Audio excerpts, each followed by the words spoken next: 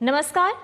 शिक्षा की बात हर शनिवार के इस नए अंक में आप सभी का स्वागत है, अभिनंदन है। आज पुनः शिक्षकों के द्वारा पूछे गए सवालों के जवाब के साथ हमारे बीच मौजूद हैं शिक्षा विभाग के अपर मुख्य सचिव doctor S Siddharth sir. Sir, बहुत बहुत स्वागत है। सर, आज का जो सबसे पहला सवाल है कृष्णा कुमार टीआरई 3 मोतिहारी पूर्वी चंपारण से। सर, इनका कहना है कि टीआरई 3 का ज्वाइनिंग कब तक होने की संभावना है? देखिए, हम लोगों ने ऑलमोस्ट फाइनलाइज कर लिया है और अगला सप्ताह बाय फ्राइडे सैटरडे हम लोग टीआरई 3 के जितने भी टीचर्स हैं उनका पोस्टिंग का ऑर्डर हम लोग निकाल देंगे। मुख्य रूप से हम लोगों ने पोस्टिंग में यह ध्यान रखा है कि जिस विद्यालय में टीचरों की कमी है, जहाँ पे बच्चे ज़्यादा हैं और टीचर्स कम हैं, वहाँ पर उनका ज्वाइनिंग होगा ताकि पूरे राज्य में जितने भी स्टूडेंट टीचर रेशियो है विद्यालयों का वो बराबर हो सके। तो अगला सप्ताह बाय फ्राइडे सैटरडे हम लोग टीआरई 3 का पोस्टिंग ऑर्डर्स निकाल देंगे और सभी टीआरई 3 के जो टीचर्स हैं वो मंडे से अपने स्कूलों में ज्वाइन करेंगे। सर, अगला सवाल केशव कुमार विशिष्ट शिक्षक बुनियादी विद्यालय बखरी मुरौल मुजफ्फरपुर से है। सर, इनका कहना है कि माननीय मुख्यमंत्री जी के द्वारा बैकलेस सैटरडे की शुरुआत की गई थी। बैकलेस सैटरडे के अंतर्गत प्रत्येक महीने के लिए कुछ खास विषय वस्तु निर्धारित किए गए थे। उस विषय वस्तु से संबंधित मार्गदर्शिका सभी विद्यालयों के पास उपलब्ध होना था, परंतु बैकलेस सैटरडे की मार्गदर्शिका आज तक किसी भी विद्यालयों में नहीं पहुंच पाई है, जिसके कारण विद्यालयों में शनिवार के दिन सुरक्षित शनिवार की गतिविधि के अतिरिक्त बैकलेस सैटरडे की किसी भी गतिविधि का क्रियान्वयन एवं अनुश्रवण नियमित रूप से नहीं हो पा रहा है। इसके बारे में आप कुछ कहना चाहेंगे सर? देखिए, बैकलेस सैटरडे 2000 इसका उद्घाटन हुआ था और उस वक्त गाइडलाइंस इशू हुई थी और वेबसाइट में, जो एससीईआरटी का वेबसाइट में इसकी कॉपी रखी गई थी। लेकिन इसके इतने साल बाद फिर हम लोग अब इसको फिर से इसका अपडेशन कर रहे हैं, क्योंकि सैटरडे में हम लोगों ने बैकलेस सैटरडे के अतिरिक्त बहुत सारे एक्टिविटीज़ और भी नए जोड़े हैं, जैसे स्किल ट्रेनिंग है और अन्य जो स्पोर्ट्स है और अन्य बहुत सारी गतिविधियां हैं जो हम लोगों ने सैटरडे में जो रेगुलर पढ़ाई के अतिरिक्त जो जो किए जाने हैं बच्चों को, वो सारे कार्य हम लोगों ने सैटरडे को रखे हैं। हम लोग उसको घंटावार भी उसको निर्धारित कर रहे हैं और अब बैकलेस सैटरडे का जो नया करिकुलम है वो अगले हम लोग कोशिश करेंगे कि अगले 10-15 दिनों में एक रिवाइज करिकुलम हम लोग इशू करेंगे और ये वेबसाइट में देखा जा सकता है और हम लोग पीडीएफ में भी इसको सर्कुलेट करेंगे। देखिए, प्रिंटिंग हम लोग यूजुअली नहीं करते हैं क्योंकि समय समय पे परिवर्तन करते रहते हैं। हम चाहते हैं कि ज़्यादा कागज़ का बर्बादी ना हो, इसलिए वेबसाइट पे इस गाइडलाइंस को आप देख सकते हैं। 10-15 दिन बाद इसको बैकलेस सैटरडे 2025 गाइडलाइंस के रूप में इसको निर्धारित किया जाएगा। सर, एक धीरज कुमार शिक्षक यूएमएस सिलौट भभुआ से है।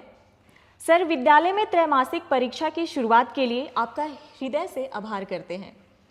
सर, इनका कहना है कि जिस तरह शिक्षकों के लिए टीचर ऑफ द मंथ की बेहतरीन शुरुआत आपकी पहल से हुई है, ठीक इसी तर्ज पर स्कूलों में बच्चों के मंथली टेस्ट के बाद आपके माध्यम से प्रत्येक माह 5 या 10 विद्यालय के प्रधानाध्यापक के साथ वीडियो कॉल या कॉन्फ्रेंस कर बच्चों को प्रोत्साहित किया जाए तो बच्चों को बहुत खुशी मिलेगी।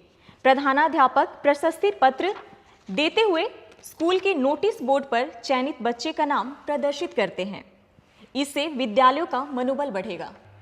देखिए, हम लोग जो टीचर्स ऑफ द मंथ है वो हर महीने हम लोग इवैल्यूएशन करते हैं और हर महीने हम टीचर्स ऑफ द मंथ का हम लोग सर्टिफिकेट इशू करते हैं और हम लोग यह भी कोशिश कर रहे हैं कि टीचर ऑफ द मंथ के जो टीचर्स हैं उनके साथ वीडियो कॉलिंग करके, वीडियो कॉन्फ्रेंसिंग करके हम उनसे फीडबैक लेंगे।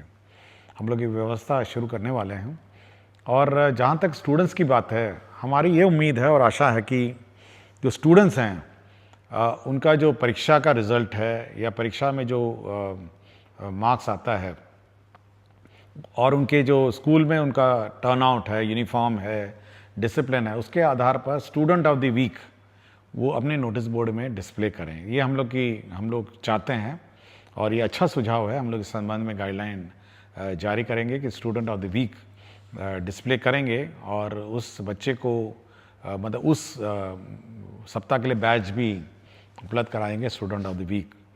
और ये सुझाव के आधार पर हम लोग अब आगे की कार्रवाई करेंगे और मैं इनको धन्यवाद देता हूं कि स्टूडेंट के संबंध में इन्होंने जो सुझाव दिया। सर, अगला सवाल कुमारी निधि नया प्राथमिक विद्यालय सुहागी किशनगंज से हैं। इनका कहना है कि मेरे विद्यालय में बाउंड्री नहीं है, जिस कारण आवारा पशुओं का डर बना रहता है। सर, विद्यालयों में बाउंड्री बनाने के लिए विभाग कुछ सोच रहा है क्या? देखिए, हमने 2 दिन पहले गाइडलाइंस हम लोगों ने इशू की है, जिसमें सभी हेडमास्टर से हम लोगों ने मांगा है कि आपको विद्यालय में क्या चाहिए। उसमें हम लोगों ने बाउंड्री की लंबाई कितनी टूटी हुई है, कितना ऊंचा करना है और कितना बाउंड्री बनाना है, यह भी मांगा है। और हम लोग मई महीने में इस पूरे राज्य में जितने भी स्कूल्स हैं उनके बाउंड्री का सैंक्शन कर देंगे, उसके एडिशनल क्लासरूम का सैंक्शन कर देंगे, टॉयलेट्स का कर देंगे और इसके लेबॉर्ट्रीज़, लाइब्रेरी जो भी बिल्डिंग है वो सब कर देंगे। और साथ ही साथ हम लोग ने फर्नीचर का शॉर्टेज है उसको भी हम लोग पूरा कर देंगे। तो ये सारा सैंक्शनिंग जो है, जो स्वीकृति है, वो हम लोगों ने टारगेट किया मई फर्स्ट वीक में। उसके बाद इसकी आपूर्ति की प्रक्रिया जून, जुलाई, अगस्त तक ये हम लोग का लक्ष्य है कि जुलाई से पहले ही कम से कम सारी चीज़ें बन जाएँ। सर, एक आशीष कुमार गौतम जी हैं, विद्यालय अध्यापक उच्च माध्यमिक विद्यालय माधोपुर मनेर पटना से। सर, ये कहते हैं कि बिहार बोर्ड 10वीं और 12वीं का परिणाम देश भर में सबसे पहले जारी कर एक कीर्तिमान बनाता है, लेकिन 10वीं के रिजल्ट के 1 महीने बाद 11वीं में प्रवेश प्रक्रिया शुरू किया जाता है, जो लगभग जुलाई तक चलता है, जिस कारण बच्चे काफ़ी समय विद्यालय से दूर रहते हैं।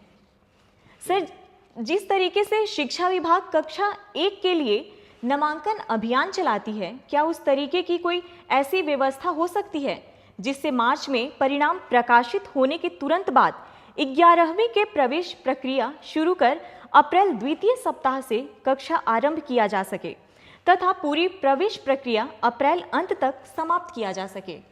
देखिए, हम लोगों ने हम लोग पहले डायरेक्टर सेकेंडरी को यह निर्देश दिया है कि वे गाइडलाइंस निकालेंगे और जितने भी 10th पास हैं वो प्रोविजनली एडमिट हो जाएंगे 11th क्लास में उनके अपने पंचायत में, क्योंकि हर पंचायत में अब हाई स्कूल है।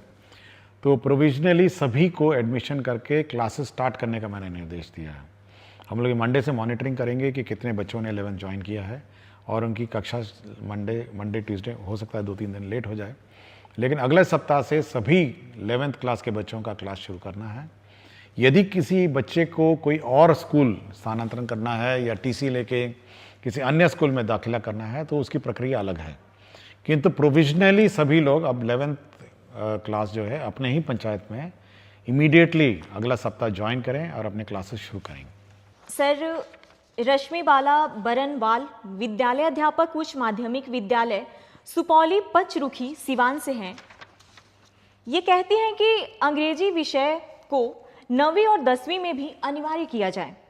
इन स्तरों पर अंग्रेजी सीखने और अध्ययन करने के लिए छात्रों को आकर्षित करना कठिन है, जिसके कारण उच्चतर माध्यमिक स्तर पर अंग्रेजी में खराब प्रदर्शन होता है, क्योंकि उन्हें अंग्रेजी समझने में वास्तविक कठिनाई का सामना करना पड़ता है, जो पहले से ही दूसरी भाषा है और उन्होंने इस कक्षा 10 तक गंभीरता से नहीं सीखा है। देखिए, हम लोग इस बार 9th, 10th, 11th, 12th में बुक्स, बाइलिंगुअल बुक्स हम लोग लाइब्रेरी में उपलब्ध कराएंगे। सारे बुक्स 2 भाषा में होंगी, एक हिंदी में और अंग्रेज़ी में, और एक ही किताब होगी, एक तरफ हिंदी रहेगी, एक तरफ अंग्रेज़ी रहेगी। हमारी कोशिश है कि जो बच्चे हैं वो जब हिंदी पढ़ रहे होंगे उसका अंग्रेज़ी रूपांतर भी साथ ही साथ पढ़ेंगे, और हम लोग अच्छी संख्या में उपलब्ध कराएंगे किताबें, और कोशिश करते हैं कि बच्चे 9th, 10th, 11th, 12th जो हैं वो दोनों भाषाओं में पढ़ें, और धीरे धीरे वो माइग्रेट करेंगे और अंग्रेज़ी के टेक्स्ट को समझने की कोशिश करेंगे, ताकि हायर एजुकेशन में जो भाषा में वो हायर एजुकेशन प्राप्त करना चाहते हैं उसमें उनको सहूलियत मिले। सर, अगला सवाल रंजीत कुमार प्राथमिक विद्यालय कन्या लक्ष्मीपुर रोसड़ा समस्तीपुर से है। कहते हैं कि हमारे विद्यालय के एक ही कैंपस में 4 प्रारंभिक विद्यालय संचालित हो रहे हैं। सभी को मर्ज कर देते तो पठन पाठन में सहूलियत होती। चेतना सत्र एवं अन्य विद्यालय गतिविधियां साथ साथ संचालित होने से बच्चों को परेशानी होती है। इसके संबंध में कुछ कहना चाहेंगे? देखिए, हम लोग बहुत स्पष्ट डीओस को कह चुके हैं कि जो स्कूल्स आपके एक ही परिसर में हैं उसको आप मर्ज करिए और सभी पठन पाठन कार्यक्रम इंटीग्रेटेड चलाइए। ये हम लोग पहले भी बोल चुके हैं और हमको जानकारी है कि ऐसे बहुत सारे कैंपस हैं जिसमें 2 स्कूल चल रहे हैं, 3 स्कूल चल रहे हैं, तो सभी लोग इंटीग्रेटेड रहें, एक ही कैंपस में रहें। अब ये संभवतः 3 हेडमास्टर होंगे तो वो हेडमास्टर अपना अलग करना चाह रहे हैं, दूसरा हेडमास्टर अपना अलग करना चाह रहे हैं, तीसरा हेडमास्टर अलग करना चाह रहे हैं। तो हम लोग कोशिश करेंगे कि सभी को मर्ज करके एक ही यूनिट बने, एक ही तरह चेतना सत्र बने और एक ही तरह सभी कार्रवाई करें। हम लोग नहीं चाहते हैं कि एक ही कैंपस में 3 स्कूल अपने अलग अलग चलते रहें।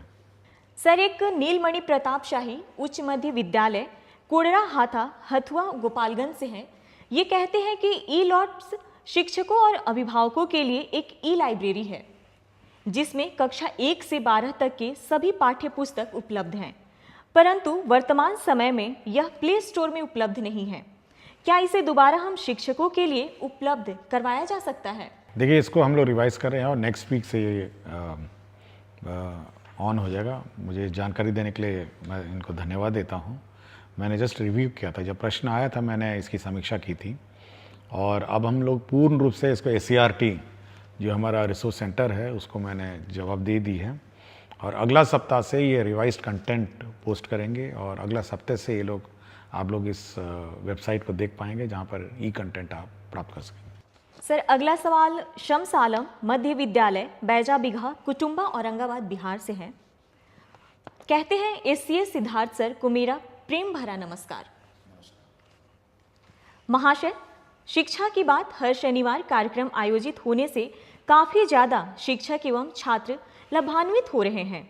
सर, मेरा एक प्रश्न है कि शिक्षा विभाग मुफ्त पुस्तक वितरण करवा रही है, ये बहुत अच्छी पहल है, परंतु पुस्तक का जो पन्ना होता है वह छोटे बच्चे बहुत आसानी से फाड़ देते हैं। तो क्या शिक्षा विभाग प्राथमिक विद्यालय के बच्चों के लिए प्लास्टिक कोडेड पुस्तक वितरण करवा सकती है? इससे पूरे सत्र बच्चे के पास पुस्तक रह सकता है। देखिए, प्लास्टिक से तो दूर ही रहें और प्लास्टिक कोटेड किताबें पर्यावरण के लिए ठीक नहीं हैं और यह भी सीख है, बच्चों को सिखाना ज़रूरी है कि किताब नहीं फाड़ें। यह भी एक सीख है जो बच्चों को दी जानी चाहिए। बच्चे संभाल के अपनी किताबें रखें, सरकार बड़ी मुश्किल से प्रिंट करके देती है, तो धीरे धीरे बच्चे सीख लेंगे। जब फाड़ेगा तो उसको लगेगा कि नहीं, अगली बार नहीं फाड़ना चाहिए, तो यह भी एक सीख ही समझिए। तो प्लास्टिक कोटेड किताबें, मेरा विचार है कि एक तो महंगी बहुत हैं, पेपर भी बहुत महंगा है और पर्यावरण के दृष्टिकोण से और एनवायरनमेंट दृष्टिकोण से प्लास्टिक कोटेड किताबों से थोड़ा हम लोग को बचना चाहिए। हम लोग एनवायरनमेंट फ्रेंडली और एनवायरनमेंट कंपैटिबल किताबें देते हैं और धीरे धीरे सीख जाएंगे। मतलब कम से कम किताब तक आकर उसको अध्ययन करना या उसके साथ उसको फाड़ना, ये सब लर्निंग प्रोसेस की एक प्रक्रिया है और मैं सोचता हूँ कि बच्चे को जिसमें खुशी है वही करे। सर, आखिरी सवाल अभिषेक कुमार पांडे उच्च मध्य विद्यालय दर्शन गोविंदपुर नवादा से है।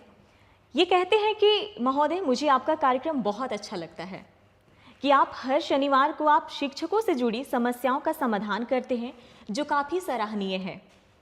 मेरा आज का प्रश्न है कि जो शिक्षक शिक्षिका BPSC से ज्वाइन किए हैं, क्या उनको भी मेडिकल व मातृत्व राशि दे होगा? अगर नहीं होगा तो उनके लिए अपने बच्चों का पालन पोषण करना मुश्किल होगा। विभाग इसके बारे में क्या सोचती है?